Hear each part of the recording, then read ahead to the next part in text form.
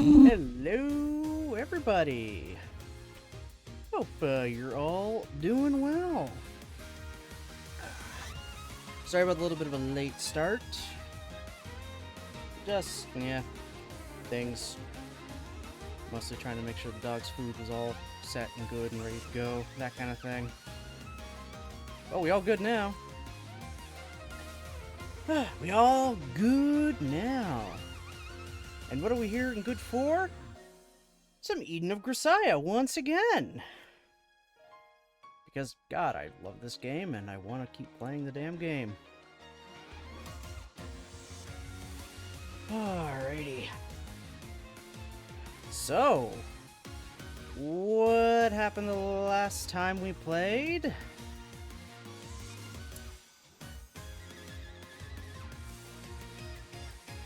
It was a lot of talking about getting money.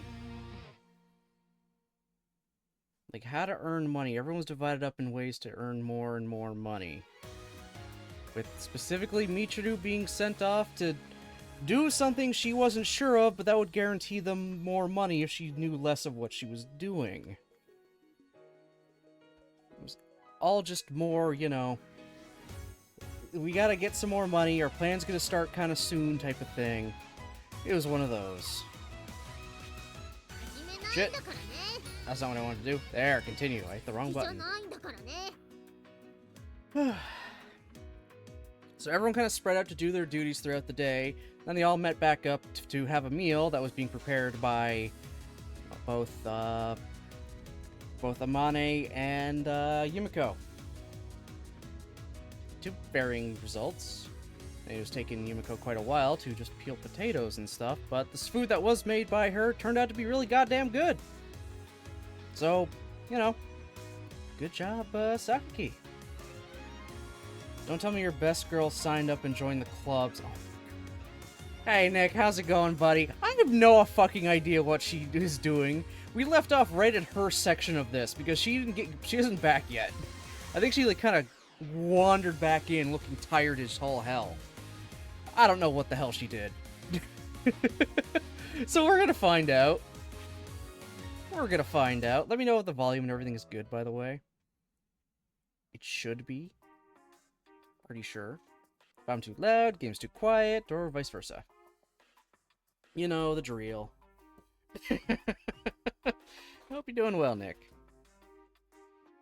And my thing is still too hot to drink. God damn it. Alright. Reading time. As usual. You know how I love to read to you guys.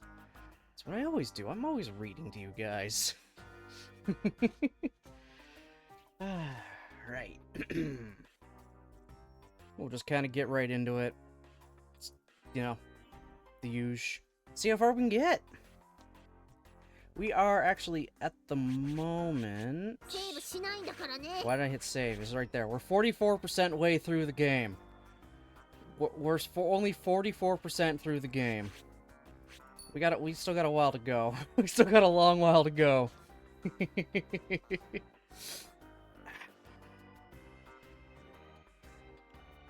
Following Thanatos' directions, I made my way to a small cafe in Shinjuku. It was an older place where they still had clunky game machines built into the tables.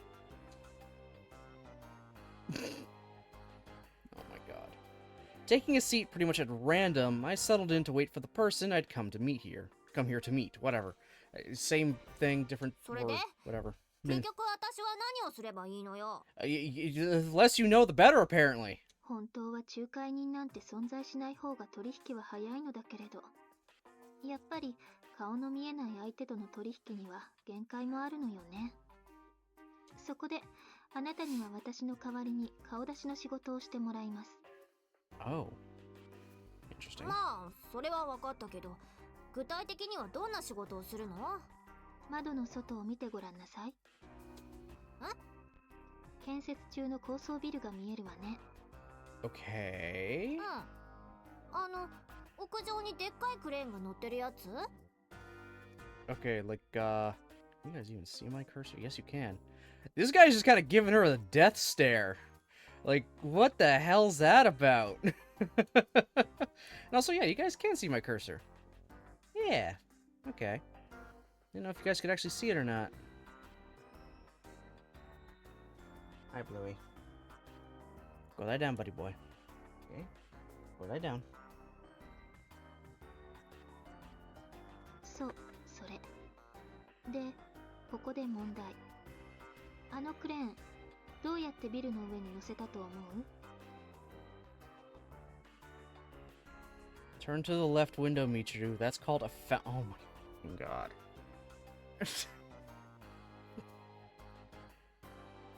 I was half expecting to look. You see that window to your left? Where? Your other left. I was waiting for that. あ、分解した部品を少しずつ持ち上げた？ I think that's actually how they do it. They build it up slowly. I think the crane like almost literally built itself. I could be wrong about that though. 惜しい。もっと単純な方法。はい。もう一度考えて。それって重要なことなの？考えなきゃダメ？松島みちる。あなたはどうにもせっかちな性格ね。答えばかりを先に聞きたがる。手品師を相手になんでしか言わないタイプの人間？あ、確かにそうかも。いいから答えを教えてよ。Oh my god, Michiru, figure things out. 答えはクレーンで吊り上げるよ。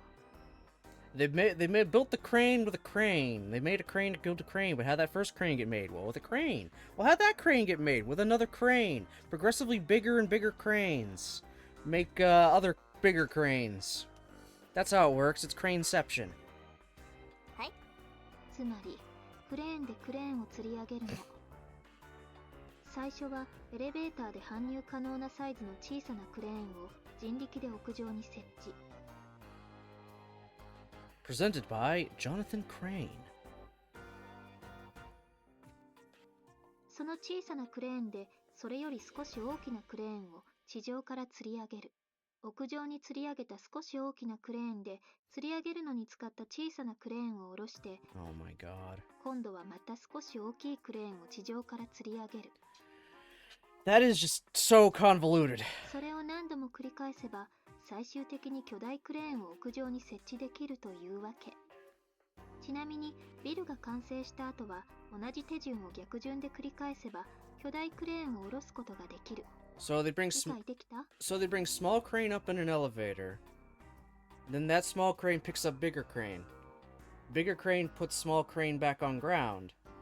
Big crane then lifts bigger crane up and sets it up. Bigger crane puts big crane back on ground. Bigger crane brings up biggest crane. Then they gotta do it all. Oh, come on. That cannot be how it actually works. That's a lot of fucking cranes. That is just ridiculous.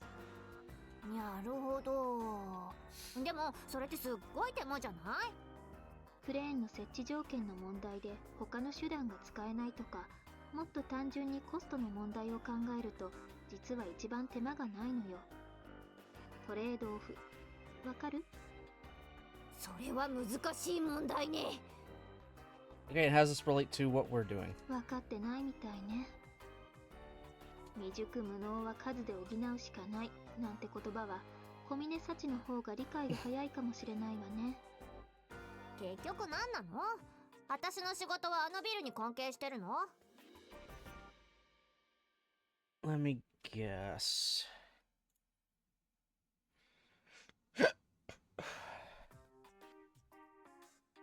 Let me take a guess here.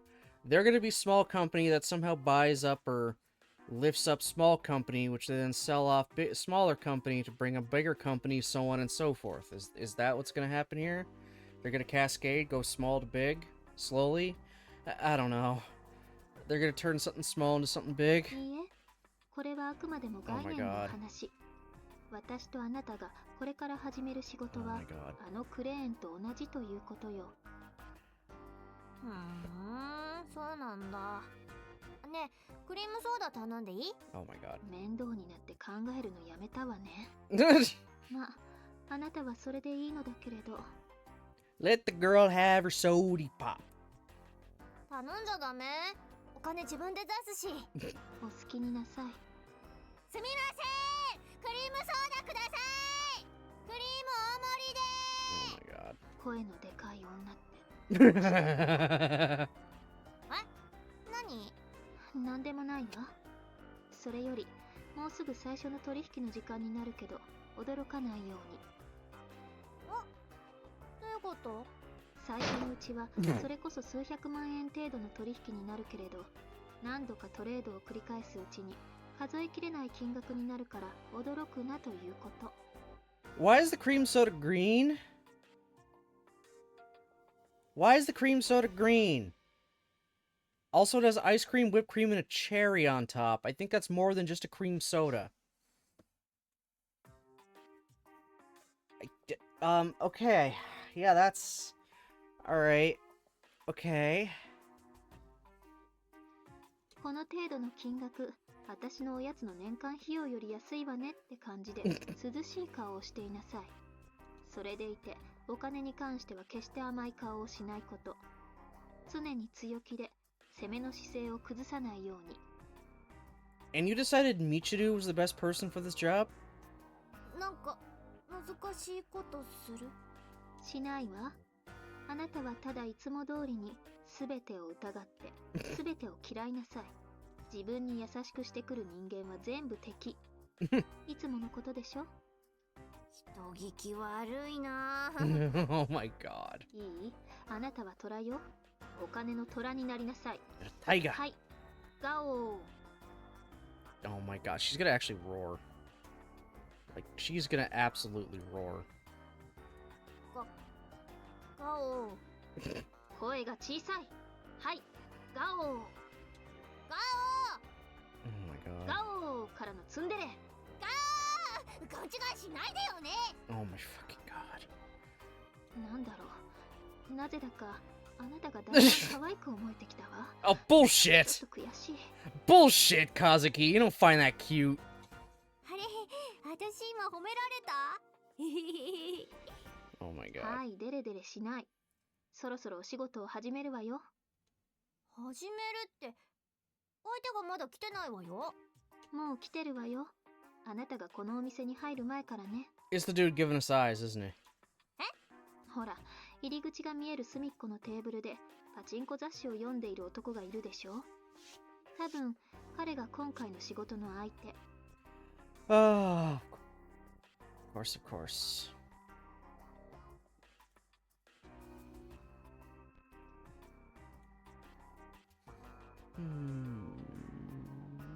Bop. 本当に？だってずっとあなたを見てるじゃない。試しにそろそろいいんじゃないって声をかけてみなさいな。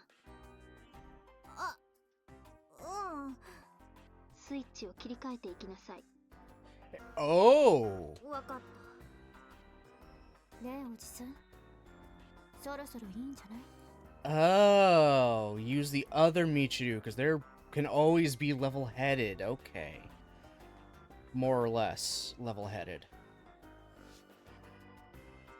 In the blink of an eye, I switched from one personality to another.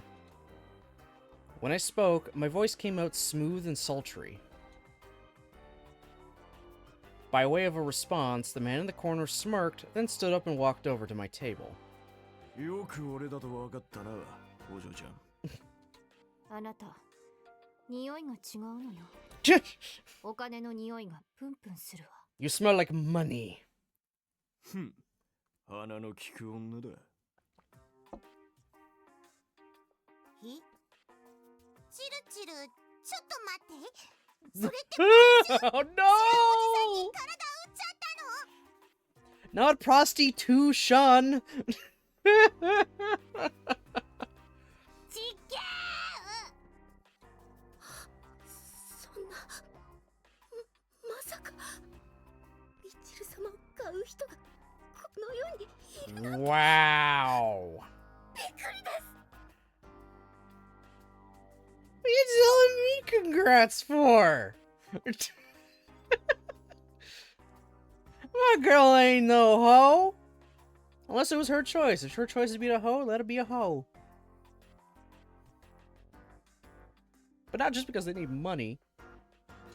あんたは驚く場所が違う。 I don't want her to do that just because she's desperate. Submit! God fucking damn it.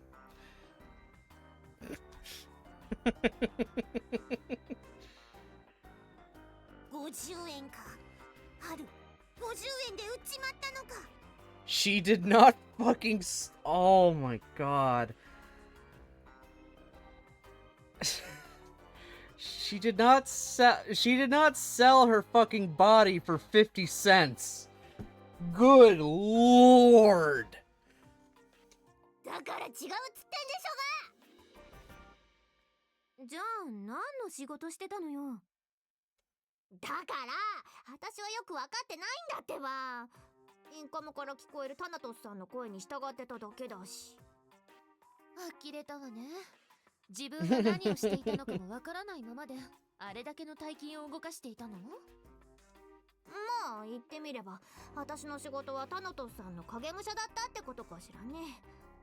言われた通りに仕事できる女を気取ってちょっとカッコつけて仕事の話を始めたのはいいんだけれど、相手のおじさんの話は全く理解できないし。I guess she said to go,そうだ。なんだかいろいろと書類を取り出しては丁寧に説明してくれたし、取引についてわからないことがあれば質問を受け付けるとも言ってくれたけど、タナトスさんは必要ないわって言うし。とにかくおじさんの言葉に OK と NG を出すのはタナトスさんで、私はただインカムから聞こえる指示通りにそれでいいわとそれはダメと答えただけ。なんか時々難しい話になったりしたけど、耳から入ってくるタナトスさんの言葉をそのまま口にするだけだったし、 Okay. 楽な仕事だったのよね。 But 最初は。 what happened?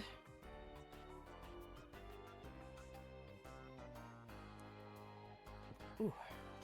But as our conversation drew to a close, things quickly started to get a lot more hectic. じゃあ商談は成立だな。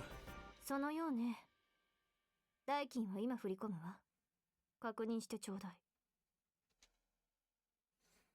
Retrieving a smartphone from the pocket of his dirty jacket, the man tapped at the screen with his thick fingers, then smirked happily. 確かに受け取った。商品の場所へ案内しよう。 Did it, huh? Okay, what did they buy? What did they actually end up buying? As soon as those words left his mouth, the man got up off his seat. After paying for my cream soda, I followed him to a lot next to the cafe where his car was parked. I got into the back seat at his invitation, and not long thereafter, we arrived at our destination. A warehouse in some kind of harbor. Okay, that's like setting off a million alarm bells. Getting into the back of the shady dude's car that takes us to a warehouse by the harbor? Yeah, totally not something terrible.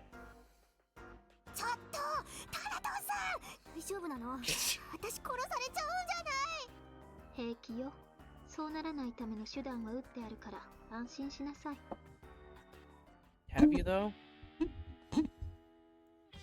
What the fuck is in these barrels? Oh, what the hell is gonna be in this? Inside the warehouse itself, there was an enormous mountain of metal barrels. Yeah, there was a mountain of metal bettles, guys. There was a mountain of metal bettles. Yes, that's exactly what I meant to say. They're smart. Oh my god. Although they contained roughly 350,000 obsolete and broken cell phones altogether. 何よこれ？使用済みの携帯電話ってゴミじゃん！ゴミを買ったわけ？ Did they buy all these things to take the gold out of them? The minuscule amount of gold? ゴミがお金になるのなら、それは素晴らしいことじゃない。How? How? どうした？気に入らんのか？いいえ、大満足よ。ありがとう。今後もよろしくお願いするわ。こちらこそ。じゃあまたな。はい、というわけでね、これでお仕事の第一段階はおじさまとにこやかに握手をして無事に終了。次のフェーズに移行します。 What the hell are you gonna do with barrels of cell phones? 次のフェーズって？この大量の使用済み携帯電話からレアメタル Of の course. 取引 Yep. 業者との All right. 契 They're 約 getting the gold and shit from the circuit boards and wiring and shit. Okay. Yeah, that tracks. Okay. Okay, I see. Okay. そしてその業者との契約ごと海外に売り飛ばします。売るって誰に？まずは中国。このサイクルを数回繰り返して規模が大きくなってきたところで相手をインドに切り替えるわ。 Okay. さっきのクレーンの話は覚えてる？覚えてるけど、インドってカレーの国でしょ？ That's a fucking way to describe a country. それって日本は忍者の国と同じぐらいひどい勘違いよ。 Wow. 今一番レアメタルの需要が伸びているのはインドなのよ。他にも香港、タイ、シンガポールにも手を伸ばす予定。これって要は金のリサイクルってこと？ Basically. 簡単に言ってしまえばそういうこと。 You're setting up a contract to get the metals, then you're selling that contract and the items to someone else. And then using that money to buy more cell phones and set up another contract so you can then sell the items and contract to another company, so on and so forth. That's the vicious cycle. Okay, I get it. I get it. 国内に鉱山は一つしかないし、金の大量産出国でもないのに、日本が世界でも有数の金輸出国なのはそういう理由よ。 That is why katanas are folded 1,000 times. The quality of their ore is actually so dog shit. They have to fold the metal to get any kind of strength and quality out of them. It's not that it makes them better. It's literally they're working with actual crap and making the best of a bad situation. Don't let the internet and everyone fool you. I mean, katanas are good, but the metal in them is actually pretty shit. Classically, they're pretty bad. It's why they're folded so many times. はあ、なるほど。よくわかっていないみたいだけれど、まあいいわ。とりあえず金のリサイクル業者との契約も済んでるし、輸出の手続きに入るわよ。輸出先はスイス、アメリカ、南アフリカ、オーストラリア。 OK？ オー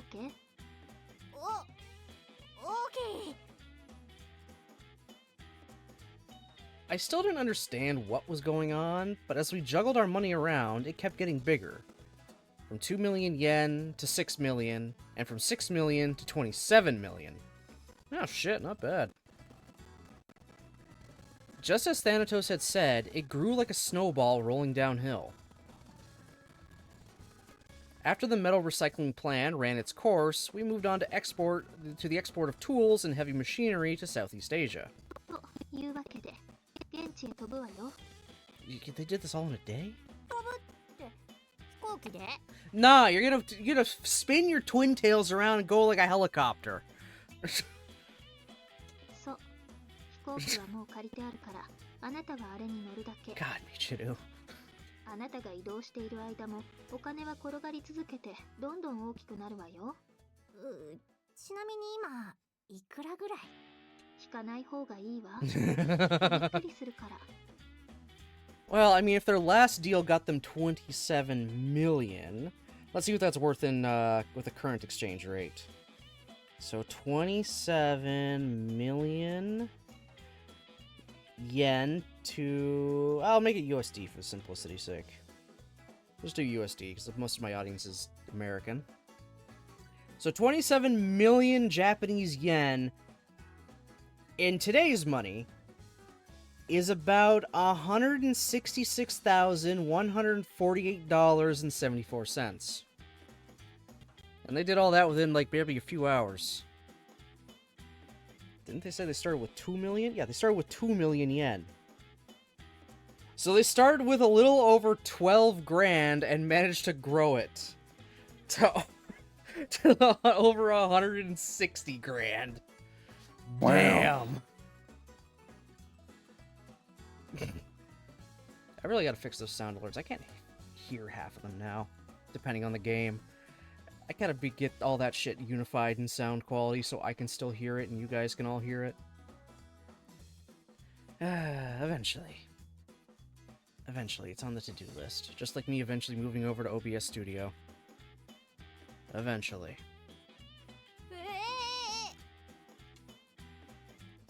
And so, after boarding a plane that was apparently the fastest business jet in the world, I soared off across the sea. Once we landed, I didn't even have time to get my bearings. In the blink of an eye, I found myself at the site of a half-completed dam with a hard hat on my head. 順調なようね。このままキリキリと働いてちょうだい。 After delivering these inspirational remarks, I handed over a pile of cash, supposedly beer money, for all 8,000 workers on the site. That was literally it. 仕事ってこれだけ？ Just to hand over 8 grand in beer money for 8 people? 8,000 people? What? Oh my fucking god. Holy shit. Okay then. そうよ。 Okay. Just going on a worldwide beer run? これだけのためにわざわざ外国まで来たの？これだけのためとは言わないけれど、途上国開発支援とかの国際協力って大切なお仕事よ。Kazuki's turning Michiru into a goddamn diplomat. ビール代払うのが国際協力？それはあくまでもサービス。今回の公共事業の競争入札で便宜を図ってくれた日本、アメリカ、ドイツの各社に利益を分配して余った分を現場作業員に振る舞っただけよ。え？私は今何をしているの？ Let me guess. Don't worry about it. ここはどこの国なの？ Excuse me, don't worry about it. 説明している時間なんてないわ。さっさと次の国に行くわよ。You flew across the world just to give the workers at a dam beer money. You don't know what country you're in, why they're building the dam, who the dam is even being built for, how long it's been built, but you still gave the fucking workers beer money. 次って何？次はどこに行くの？ Oh my god. いいから飛行機に乗りなさい。 Just get in the plane.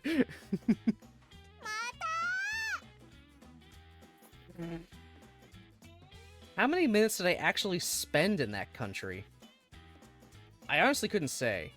All I did was stop by that construction site, hand out some beer money, and then fly right off again.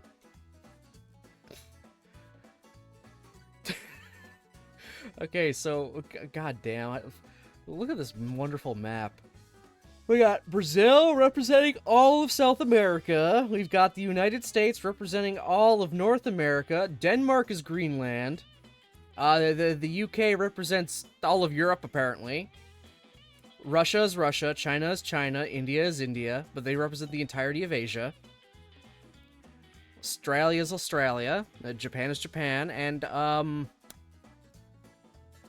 not 100% sure which flag that is in Africa, but they are representing the entirety of Africa. I see. I see.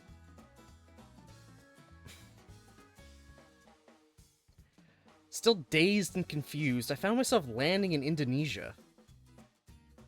買いよ買い。そんなの私に言われても知らないわよ。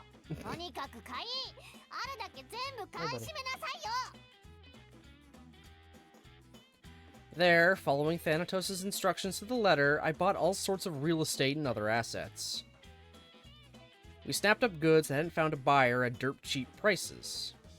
Then turned around and sold them to the people and companies who needed them most, turning a nice profit with every single transaction. To simplify it a bit, it was something like buying umbrellas and boots in a sunny place, then selling them to a country in the middle of a monsoon. We just repeated that basic process over and over. Making these deals involved a lot of phone calls with people who didn't speak Japanese, so I'm still a little amazed it even worked. But the important part was saying that I want what I wanted and naming my price, so I guess it wasn't really that big a deal. What the fuck is this? After going through this process a whole bunch of times, I eventually found myself in possession of a yacht that must have been 60 meters long. How the fuck do you somehow buy a yacht? 何これなんでこんなの買ったのっていうか私いつの間に買ったの As I stood dumbfounded in the harbor, holding the deed and the keys in my hands, a cheerful Italian man walked up, took them from me, and got right on the yacht with a bunch of bodacious blonde babes. One of them has white hair. One of them has white hair. They're not all bodacious blonde babes. One of them has white hair. 何なの今の人 Where am I? Who am I? What did I just do? Ah!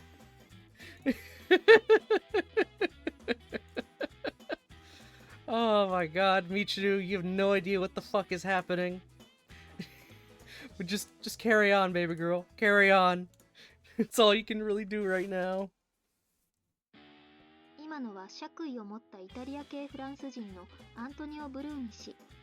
彼からはヨットと引き換えに金とダイヤの採掘権を買ったわ。Okay.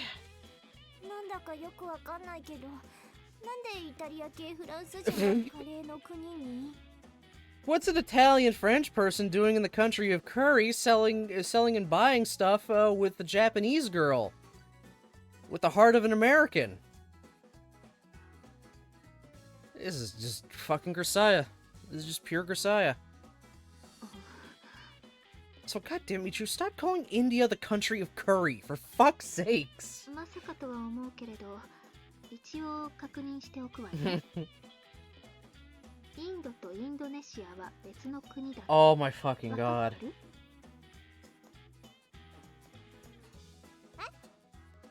華人民共和国が中国なのと同じでインドネシアはインドなんじゃないの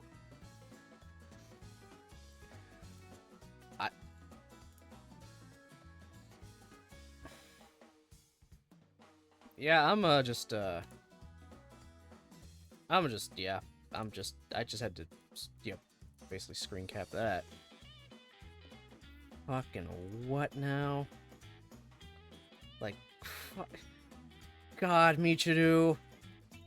I love you, but come on.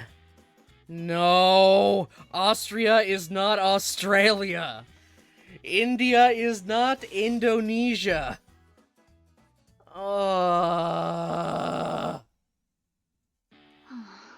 Yeah, my thoughts exactly.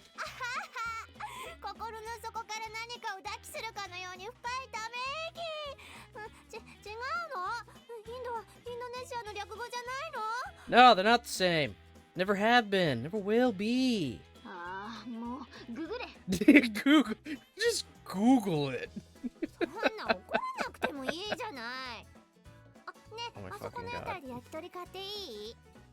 それは焼き鳥じゃなくてさてよ。もう好きにしなさいな。Kazuki's like, I don't know how to deal with this. I'm done. あるかなかわユージはよくこんなことうまく付き合っていたわね。感心するわ。あ、なんか言った Oh my god. はあ、疲れた。At least your brother was able to figure out how to manage this hot mess. なんかそんな感じでその後もチベットへ行ってインドのムンバイ、ネパール、オランダのアムステルダム God damn. Trust me, Kazuki, we asked the same question. なんかいろんなところへ分刻みで移動したわねすげえ世界を股にかける女なのよさ A lot. いくら稼いできたのだからわかんないってば多分数十億か数百億ぐらいは動かしたと思うけどその分いろいろ買ったから結局手元に残ったのは数千万ってとこじゃない？ Tens of millions of yen. 1000円で作った口座に最終的には数千万円。そこには一体どんなからくりが？ You silly boy.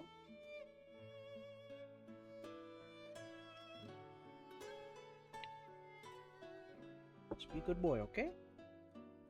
Be a really good boy. 小さな企業をいくつも買い取っては合弁して立て直しては一時的に高値になったところで売却して利ザヤを稼ぐ。例えば針金屋とペンチ屋、拝み屋とたたり屋、組み合わせれば大きな利益を生む企業を片っ端から組み合わせて大企業に転売したのよ。一見すれば簡単なことだけれど、正確で高速な情報網があって初めて成立する錬金術だわ。普通ならどこかで転ぶし、まともにやっていたら数年はかかるはずなのに。化け物ね。Kazuki kind of has, you know, the lowdown on everything, everywhere, all at once. その言葉ももう言われ飽きたわね。お？タナトスさん、いつから聞いてたのよさ。She's always listening. What do you not understand about this? 最初からずっと聞いていたわよ。あなたたちの携帯はもちろん、榊由美子のパソコンからも声は聞こえるし、ウェブカメラで映像も見えているわ。Oh no, she can see me too. Now she can't see me. 油断のならねえ女なのよさ。というわけで、準備も着々と進んできていることだし、そろそろ具体的な作戦の内容を説明しておこうかと思うのだけれど。Yeah, どうかしら？ how the fuck are we breaking him out? And not being caught and tried in the process. そうね。聞かせてもらうわ。Alright. Oh, for fuck's sake, I should have saved there, but it's fine, it's whatever. 作戦決行は翌日18時。作戦の目的 Oh, that was fucking は fast! による風見有事の奪還。作戦名は、セーブしないんだからね。We are 47% way through the game. Also, holy shit, that was quick. We're already gonna try to break him out at 6 o'clock. Hi, buddy. You gotta go outside? You gotta go outside, go pee-pees? Alright, doggy break. I gotta let him out. Or else he'll be whining all day. So, I'll be right back. Hopefully he doesn't take too long. Get your paw off my chair. You little bugger. Alright, be right back, guys.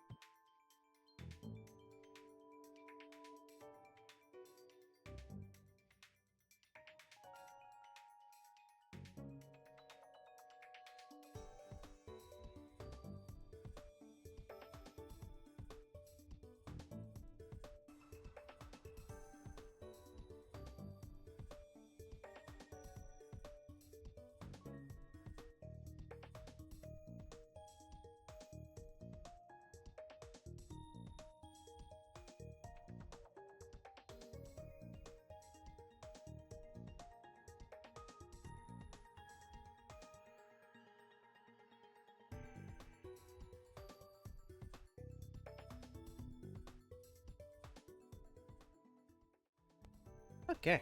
Sorry about that. They took a little longer outside. They really wanted to be outside. You know, dogs. You know, dogs. 菊水奪還作戦といえば菊水じゃねはしタナトスさん今考えてるからあんたはちょっと黙ってなさい。ああ、まあいいわ。とにかく風見有事奪還作戦です。 Operation Rescue Kazumi Yuji. ほら見なさい。タナトスさん急に面倒くさくなって考えるのやめちゃったじゃない。それは私のせいなのかね。 I'll blame you anyway. そういう雑音はあえて無視して作戦説明に入ります。作戦決行当日18時、ターゲット風見有事を乗せた護送車が市ヶ谷本部を出発。 Okay. 護送ルートはすでにいくつかのパターンが決まっています。護送任務上、動き出してしまえば停車を嫌って渋滞を回避するための迂回ルートが採用されます。次に有料道路を使用するか否かだけれど、事前に有料道路使用申請が提出されていない事実から今回の護送に有料道路は使用されないと見て間違いありませ So ん。 they'll avoid traffic as much as possible. They won't stop once they start moving. And they're not going to take a toll road.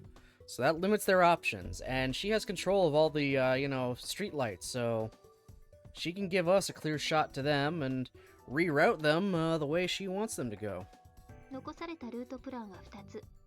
移動距離的に最も現実的なルート A と若干遠回りになるも確実に渋滞を回避できるルート B。 It feels like they might go with Route B, just to, not have that much traffic. おそらく今回はルート A が採用される見込みだけれど、当日に実際どちらが採用されるかは護送担当指揮官の裁量で変わります。何タナトスさんでもわからないの？ You can't predict what a person is going to do in the moment. この手の任務では時間帯とルートはパターン化されているけれど、護送ルートの事前決定はなされず、 Right, they lay out the potential paths, but they don't choose them until they're literally on the move.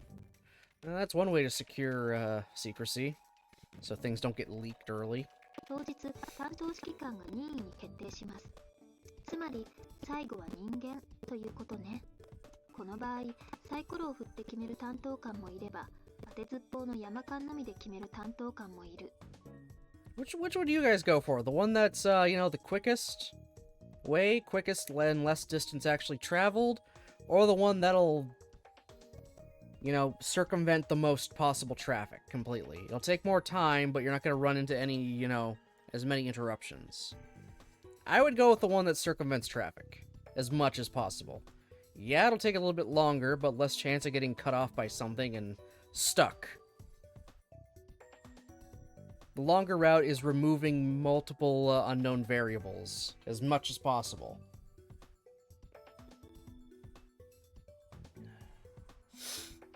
今回の護送担当指揮官である愛さんの場合、出発の1時間前に道路交通情報センターに問い合わせて、より安定していると思われるルートを選択する傾向にあります。当日の道路事情を参照して、それに合わせてこちらも決行するということ？いいえ、こちらはあえてルートを決定せず、A、B、どちらで Ooh, も対応できるように2面待ちを行います。 smart, smart. けど、それでは利益よりも損失を重視したプランです。奪還の失敗は許されるけど、あなたたちの逮捕は再起の機会を失する結果にしかなりません。あとは完全失敗と戦術的撤退の2択。Live to fight another day, that kind of thing. Yeah, that tracks. That all completely tracks.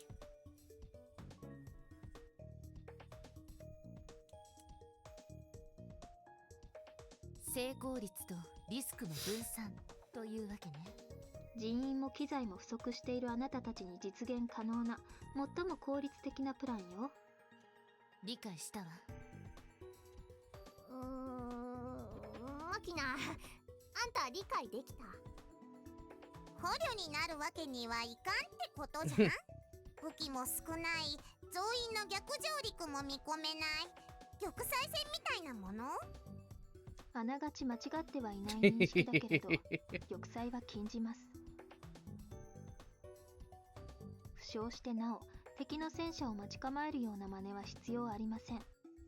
そのような決死暴行を風見雄二は望まないでしょう。God damn, of course start yawning now. だよな。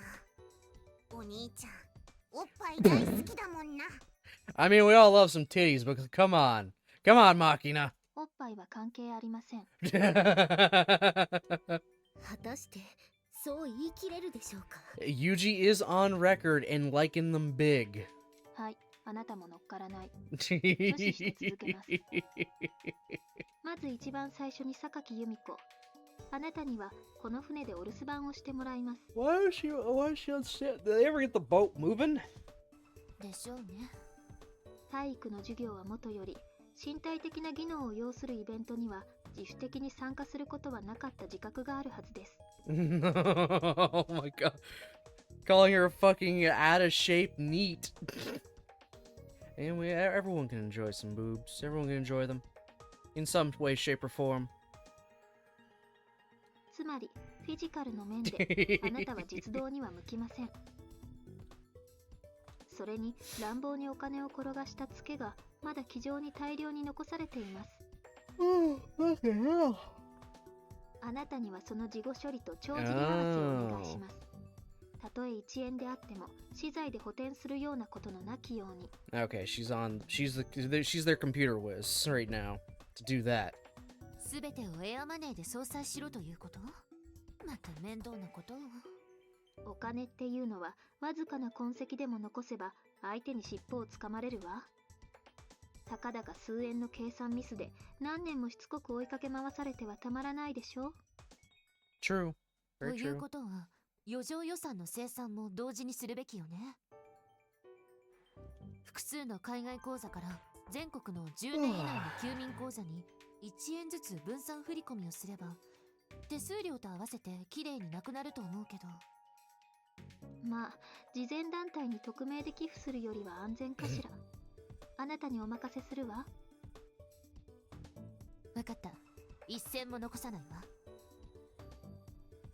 次にイリス・マキナ。装備を受領した時点でもう分かってはいると思うけれど、あなたには狙撃を担当してもらいます。They're probably gonna be in an armored car when they transport them.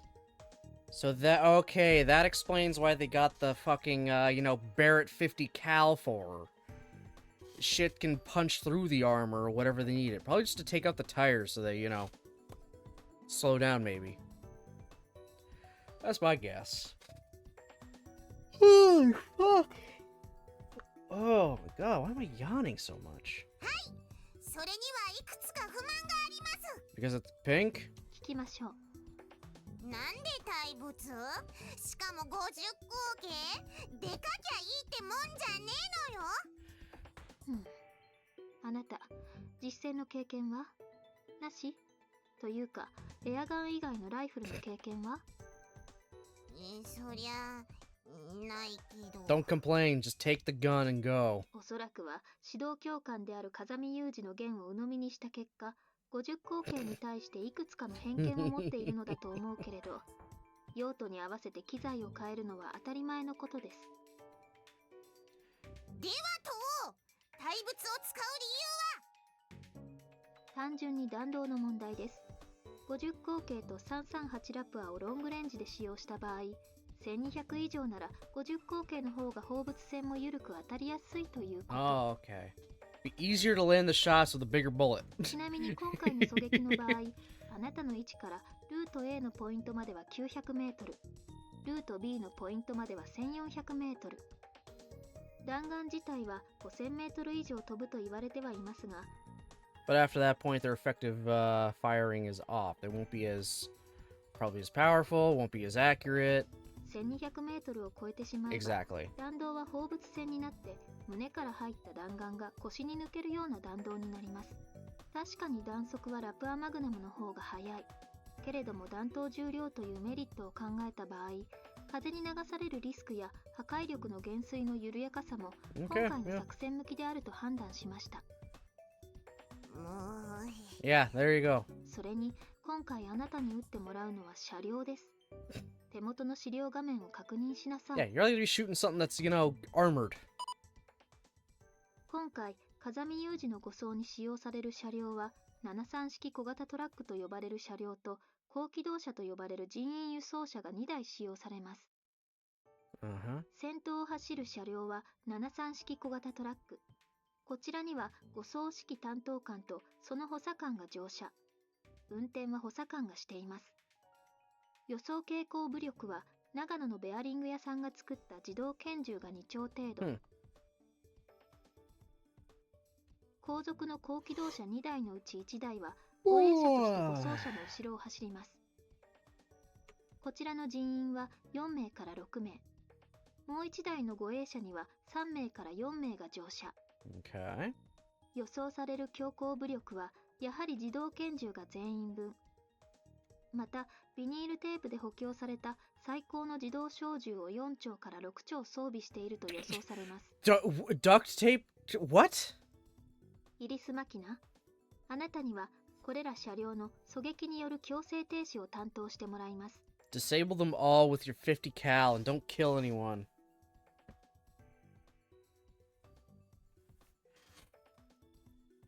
でも今日受け取ってきた弾は6発だけなのよ。そう、その6発で3台の車両の足を確実に止める。それがあなたの仕事。車の数と運転できる人間の数、どっちが多い？もう人そう。だから車を撃ちなさい。1発は点検車に使用。あとは1車両に1発ずつエンジンに撃ち込む。 She got 残った弾 okay. の数は？ So she's got 6 bullets. One's the test shot. 3 of them are to disable. Now she's got 2 backup shots. 2発。残った2発のうち1発は最後尾護送車 Okay. 両の燃 No 料タ backup ンクを撃 shots. ちな Never さい。 mind. 今回用意した弾頭は貫通力を重視したペネトレーターです。燃料タンクを撃ち抜いても爆発はしません。なるほど。ということは残った1発は Oh, for fuck's sakes. 普通に予備です。ミスショットや弾丸自体の不良に備えたものよ。Okay. She's got 1 spare. というか、あなたの発想って無駄に残酷なのよね。 Because that's what Yuji taught her, right? 私は感情でブレない女なのよさ。それがいい狙撃兵の条件だってお兄ちゃんも言ってた。まあいいわ。あなたはダミーカートリッジを使用してのトリガーフィールの習熟。それとデジタルスポッターの扱い方にも慣れておくように。続いて小峰幸。次はあなたの出番よ。Yeah, also, if you guys didn't know, snipers work in teams of 2. Like, real snipers do work in teams of 2. You got the shooter and you got the spotter. The spotter's the one that marks the targets, tells them the distance and everything, and kind of like when's the best time to fire. They have a wider range of, view. They can see more things. The sniper is there just to line up the shot and, actually take it. They work in teams of 2. You can have... It is possible to have one person be spotter and shooter, but it's just significantly harder because they have to jumble 2 jobs at once.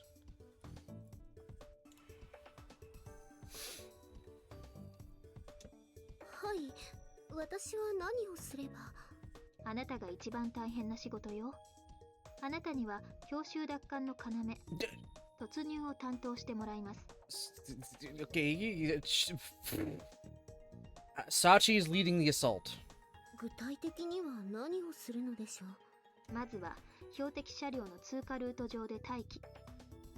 イリス・マキナの狙撃により行動不能と化した車両から乗員が降車を開始した時点であなたも行動を開始。 To do what, exactly? 事前に用意した煙幕弾を発火させ、時間差を置いて敵所に向けて投擲。状況をガスに持ち込みます。 Okay. 車両から降車した乗員が警戒待機に入り、15秒経ってから煙幕内に突入。可及的速やかに奪還対象者である風見有事を掌握。蛍光火器による奪還阻止抵抗も予想されますが、そこはフレキシブルに対応してください。 What the fuck do you expect her to do? Deflect that shit? フレキシブル。つまり、あとは流れでお願いします。という。そういうこと。できれば火薬は使用しないこと。 Because she's just gonna have explosives on standby. 奪還対象者は拘束され、場合によっては薬物による意識混濁が予想されます。わかりました。非殺傷兵器を増産しておきます。I hate the fact that you can just make that stuff. そうしてちょう You're だい。 terrifying. そして状況から対象ダッシュは無理だと判断したら、決して無理をせず、煙幕を増加しつつ増援を待つこと。増援ですか？そう、増援。松島みちる。 How is Michiru the backup? 私？ Yeah, my thoughts exactly. How the fuck is Michiru gonna be your backup, your reinforcements? はい。そこで、こんな増援いりませんみたいな正直な顔しない。なんだか余計な仕事が増えそうな予感がします。 Oh, yes, it did. It totally did. 松島みちるを現場に移送するのは周防天音。あなたの仕事よ。あなたには明日、新しく特装車を支給します。 Ooh, new vehicle. Well, we're fucked. 楽し Stop being so excited about the fucking cars. 発注がギリギリだったのと、要求性能が高かったのが原因で遅れているけど、明日の夕方には指定場所に届けられているはずだから。 Be specific, goddammit. What is this certain place? あなたは明日、松島みちると一緒に車両を受け取るところから行動を開始してちょうだい。 You pick up the car. You don't take a half hour gushing over it. We're on a limit here. いいけど、どんな車なの？ぶっつけ本番で乗るとちょっと不安かな。相性とかもあるし。 Just drive the car, car driver. その点は大丈夫。ちゃんとあなたが乗りやすいように作ってもらってるから問題あ Of りま course せ you ん。 did. 馬力よりも軽さ、加速力よりも減速力。どんなに力があっても重くては曲がらない。どんなに速くてもブレーキがダメではごまかしが効かない。そうよね。あ、うん。まあ、タナトスさんがそう言うなら信じるけど。待って待って、ちょっといい？今の話を聞いてると、なんか私、アマネの運転する車に乗ることになる感じなんだけど。 Yes, Michiru. 気 You のせい。 yes. You have to ride in the car with her again with, you know, fucking Evil Knievel over here. 乗れ。いや、それだけは絶対に嫌。 Alright, then you've never seen Yuji again. That's your options. Ride in the car with Amane or never see Yuji ever again. Weigh your options. うるさい乗れ。なんか、タナトスさんまで私に対して辛く当たってない。 You're easily bullyable. It's one of your great points and also a thing that really sucks because you're always bullied all the fucking time. 松島みちるを乗せた車で周防天音は現場に急行。現場到着と同時に松島みちるは素早く降車。小峰幸が奪還した対象者を協力して車両に回収。回収確認後は速やかにその場から逃走を開始。回収にかかる時間は2分以内を想定しています。逃走ルートは護送ルート A、B によって変動しますが、どちらでも対応可能なように7通りの逃走経路を想定し、周防天音には事前に試験走行を行わせてあります。問題終わりよ。私、トラウマで吐いちゃうかも。 That's fine, just throw up on all the guards. Welcome to the Michiru Bully Club. You want cookies or boxing gloves? I'll take cookies. ゲロ袋を多めに持っていきなさい。それで解決。雑！私の扱いすっごい雑！あら、扱いが雑でも問題ないのがあなたの長所じゃ Oh な my い。 god. 何を言っているの？あれ？長所？それって私のいいところ？ Yeah, sure, let's go with that, I guess. ええ、あなたには期待しています。そう、期待されてるんじゃ仕方ないわね。まったくもう。 Great, and I just fed into her ego. もう。もう。Oh my god. あれ私、バカにされてる。風見雄二のダッシュに成功した後は狙撃要員であるイリスマキナの回収。回収ポイントはルートや状況によって変動します。イリスマキナは狙撃任務が終了次第、機材を回収。合流地点まで自転車で移動。小峰幸、頼んでおいた自転車の用意は？はい、もちろんできています。機材を運搬できるように牽引車の接続も終わっています。 Because it won't look weird. Oh, wait, never mind. It's got a big, thick case. Still, it won't look weird that a girl is riding a bicycle with a trailer with a big old case on it. 牽引車？リアカーのことです。ミニベロで牽引できるような小さいのが売ってるんです。最大積載量は35キロ。灯油のポリタンクなら2つほど運べます。十分よ、ご苦労様。では、イリスマキナは翌日、その自転車で狙撃機材を搬入。現場で機材を下ろした後は、牽引車を外した状態の自転車で周辺を視察。Fair enough. 望遠鏡及び GPS とコンパスは当然として、風力計を持っていくことを忘れないように。あと、ポリエチレンの荷紐な。わかった。了解なのよ。Why do you need rope? イリスマキナ回収後はそのまま一気に逃走。指定された場所まで逃げてくれば、この船が待っているから、そこで車を乗り捨てて船で逃げます。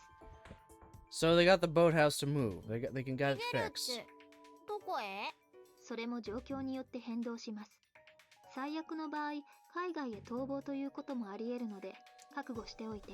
Can this boat even go overseas? 海外か。メキシコなの？メキシコに逃げ込むの？ Yes, you're gonna cross the entirety of the Pacific in a houseboat to go to Mexico. マキちゃん、犯罪者の逃亡先としてのイメージだけでメキシコを語ったら失礼だよ。Yeah, everyone knows criminals go to Australia. It's the penal colony, right? It's still a penal colony to this day, correct? Right? No, of course not. It's just where all the nature's god-forsaken creations live.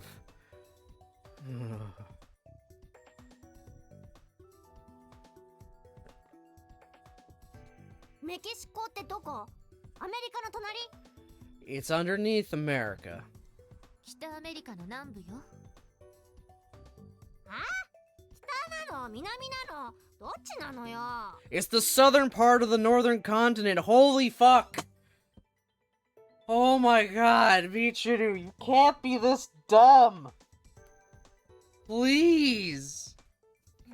知らん。まあ、明日までまだ少しだけ考える時間はあるわ。もう一度、よく考えて結論を出しなさい。I know this is my girl. I can be exasperated by my girl. Because holy fuck! Oh! She's something. She is something. 私は強制はしません。あなたたちの意思を尊重します。Okay, if any one of them backs out, your entire plan falls apart. 私からの話は以上です。各自、準備に怠りのなきよう、各自の責任において行動してください。では、また明日。それじゃ、準備を始めましょうか。うん、そうだね。They'd all made up their minds some time ago. But with the moment of truth so close at hand, they found themselves wrestling with an indescribable sense of anxiety. Failure wasn't an option. The more they dwelled on that fact, the more urgent it seemed they'd do everything they possibly could. Taking her rifle from its case, Machina began dry firing from the prone position, pausing only to carefully adjust the position of her scope. For her part, Sachi silently set about transforming a number of empty soft drink bottles into additional smoke grenades. Yumiko was rooted in front of her PC, typing away furiously as she manipulated their money, and Amane was studying her notebook and a map, double-checking the paste notes she'd made earlier in the day. In the midst of all this activity, Michiru alone had nothing in particular to do, for fuck's sakes. Of course not. She lay flat on the tea table like a slug staring into space. That's, oh, fuck, that's a mood. No one spoke. The minutes passed painfully slowly. After an hour of this, Michiru could no longer stand the silence, or her profound boredom. ねえ。 Alright, what do we got? ねえってば、無視しないでよ。 Everyone's busy. 何？お腹空いた？そうじゃなくて。みんな本気なの？どういう意味？意味も何も。こんな大掛かりなことになっちゃっても、まだ意志は変わらないの？私は変わらないよ。変わるわけがない。地獄を生き残った責任、家族を託された責任が私にはあるの。立ち向かうべき時に立ち向かわなかった後悔はもう二度としたくない。だから私の意志は絶対に変わらないよ。でも子供の喧嘩じゃないんだよ。相手が悪すぎるんじゃ。 Yeah, you're going up against the government here. ねえチルチル、チルチルはカンガルーって知ってる？ What the hell does that have to do with anything? 知ってるわよ、それぐらい。お腹に袋があるやつでしょ？そうそれ。そのカンガルーってのはね、後ろには進めない生き物なんだってさ。それが？前にしか進めない生き物は進む先に障害があったら戦うしかないのよさ。今の私はまさにそれ。敵が多すぎる？強すぎる？今さら何言ってんのよさ。一度踏み出してしまえばもう後戻りはできないのよ。踏み出してしまったのならそのまま戦えばいい。戦うための力は十分に養ったのよさ。あんた言ってることむちゃくちゃじゃない。Yeah, kinda. 無茶なのは分かってる。私なんかが突っ張ったところで何かができるってわけじゃないのよ。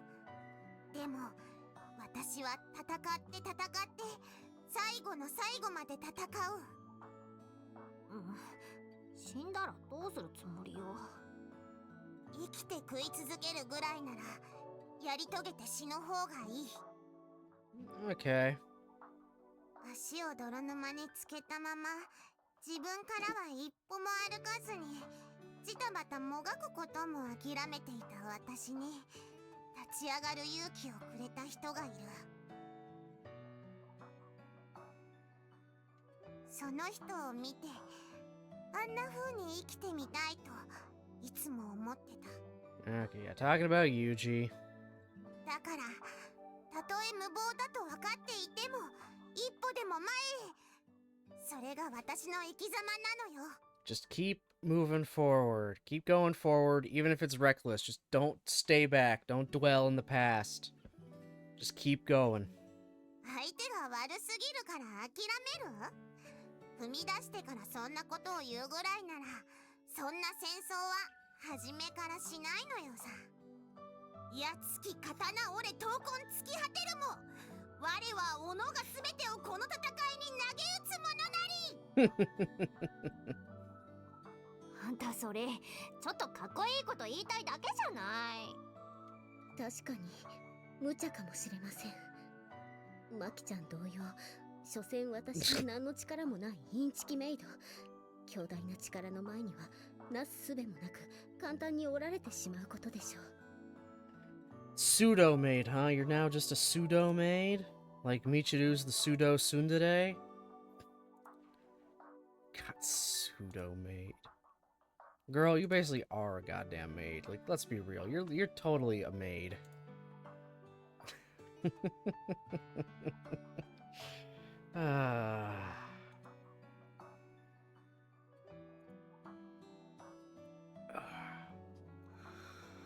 Alrighty, let's keep it going.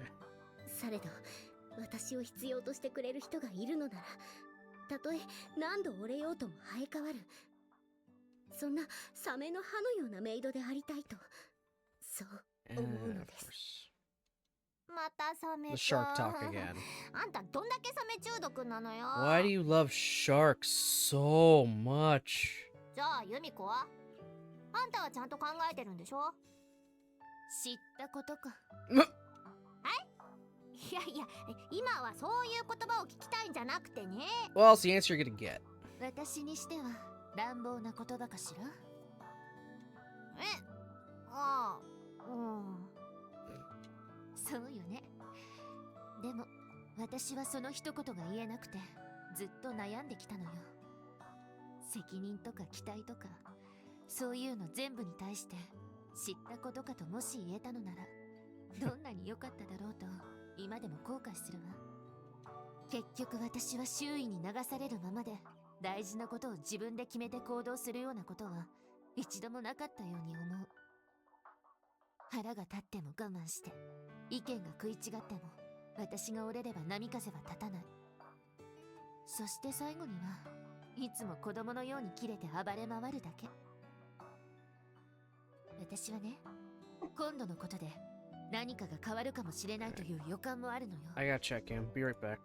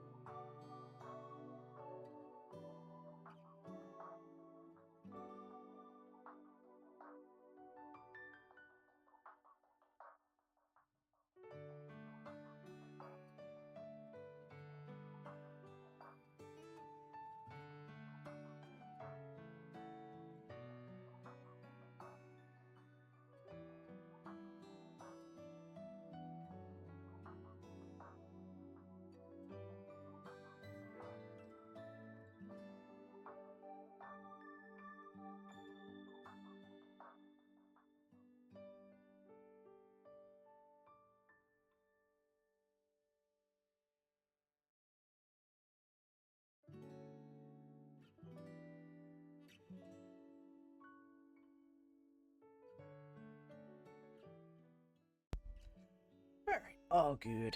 All good. すべてを投げ出してでも自分の意志で一つの目標を成し遂げる。誰かが何とかしてくれるのをただ待つだけじゃなくて、自分の意志で。私のしようとしていることを人はバカだと言うかもしれない。笑うかもしれない。きっと風見くんも私のことをバカだなって笑うでしょうね。それでも私はバカだなって言われたい。Want to hear him call you stupid. Oh my god.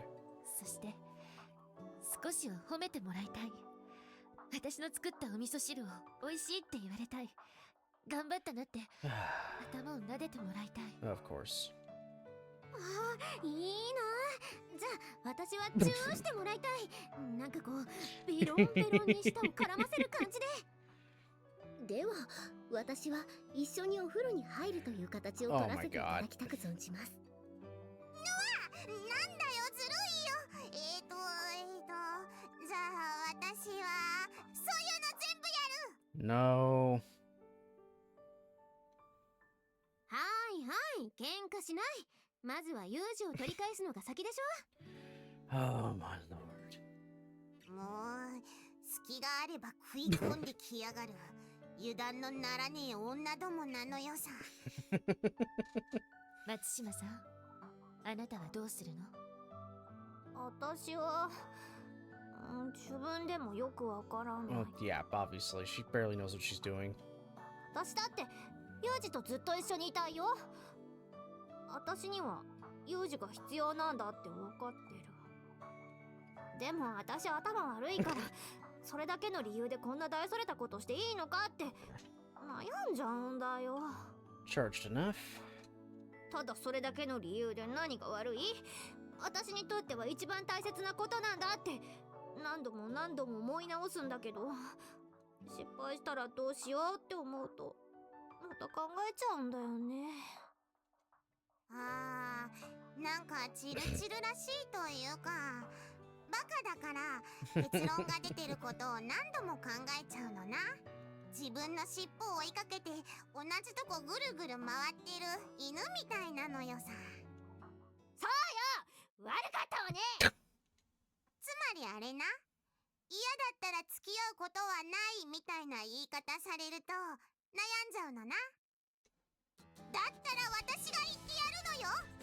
やい松島、貴様の命を私によこせ。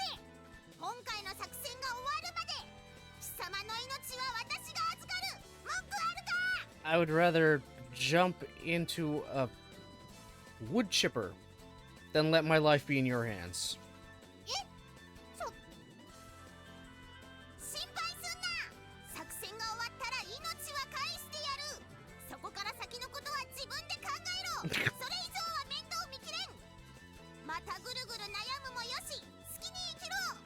かっこいいよマキちゃん。まるで悩む兵を力づける可視感のようだね。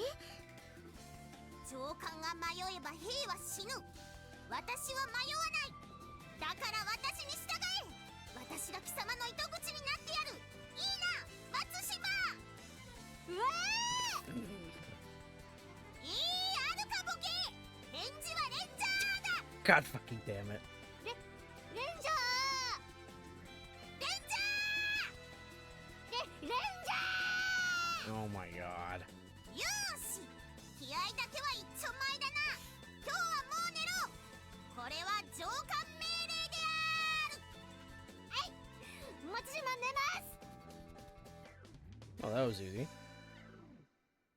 Rising to her feet, Michiru repeated her orders with a salute, executed a right face, and promptly jumped into her sleeping bag. Hands on her hips, Makina observed this with her best drill sergeant glower, then let out a quiet little sigh. 強引。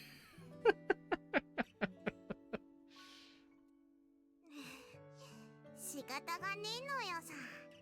お兄ちゃんが言ってたんだけど、こういう時のチルチルは誰かが手を引っ張ってやらないとダメだって。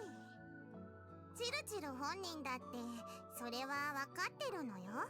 分かっていてもどうしようもないのがチルチルなのよさ。お兄ちゃんは言ってました。あいつに必要なのは手を引っ張ってくれる友達なのだと。